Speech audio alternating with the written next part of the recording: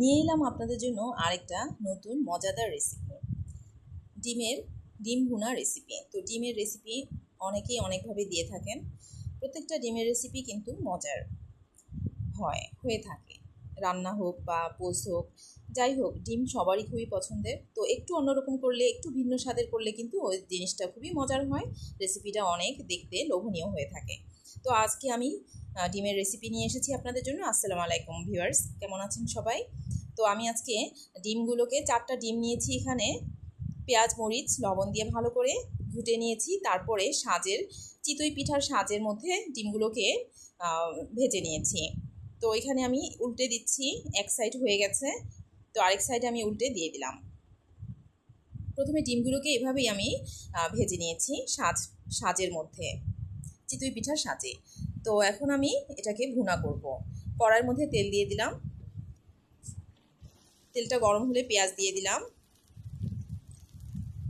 এরপর এখানে হলুদ, মরিচ, ধনে গুঁড়ো, মানে নর্মাল যে মশলাগুলো লাগে সেগুলোই আমি দিয়ে দিচ্ছি, আর একটু আদা রসুন বাটাও দিয়ে দিলাম। এখন এগুলোকে ভালো করে কষিয়ে নেব, পানি দিয়ে দিচ্ছি। ডিম আসলে বিভিন্নভাবেই খাওয়া যায়, যেভাবেই খাওয়া হোক না কেন মজাই লাগে। আর এভাবে এই রেসিপিটা যদি আপনারা ফলো করেন, খুবই মজার এটা। আর ডিমের মধ্যে যে ঝোলগুলো ঢুকেছিল খুবই জুসি লেগেছিল ডিমটা। তো এভাবে রান্না করে সকালে ভাত ভাজির সাথে আমরা খেয়েছিলাম। আপনার ইচ্ছা করলে দুপুরেও খেতে পারেন, অথবা কোনো মেহমান আসলেও কিন্তু এভাবে নতুনত্ব একটা রেসিপির মধ্যে এনে নতুনত্ব করে মেহমানদের সামনে পরিবেশন করতে পারেন। খুবই মজার একটা রেসিপি এটা।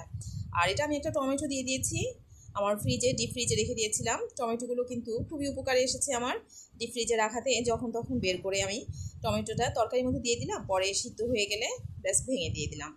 এভাবেই টমেটোটা আমি ফ্রিজে রেখে ব্যবহার করেছি। আপনারা ইচ্ছা করলে কিন্তু টমেটো ফ্রিজিং করে রেখে দিতে পারেন, কিন্তু এখন এই সিজনে কিন্তু টমেটোর অনেক দাম। আর যখন কম দাম ছিল তখন আমি এগুলোকে ফ্রিজে রেখে দিয়েছিলাম। তো হয়ে গেল, কথা বলতে বলতে আমার ডিম ভুনাটা প্রায় হয়ে গেছে। এখন কাঁচামরিচ লম্বা করে কেটে দিয়ে দিচ্ছি। ইচ্ছা করলে আপনারা এরপরে ধনে পাতা দিতে পারেন। আমি জিরার গুঁড়ো দিয়েছি, ভাজা জিরার গুঁড়ো দিয়ে দিয়েছিলাম। ইনস্ট্যান্ট কিন্তু এভাবে ডিমটাকে ভুনা করে খাওয়া যায়, বিকালে অথবা রাত্রে, দুপুরেও খেতে পারেন, সকালে নাস্তার সাথেও দিতে পারেন। যেভাবেই খাওয়া হোক না কেন বেশ মজা লাগে, টেস্টি হয়।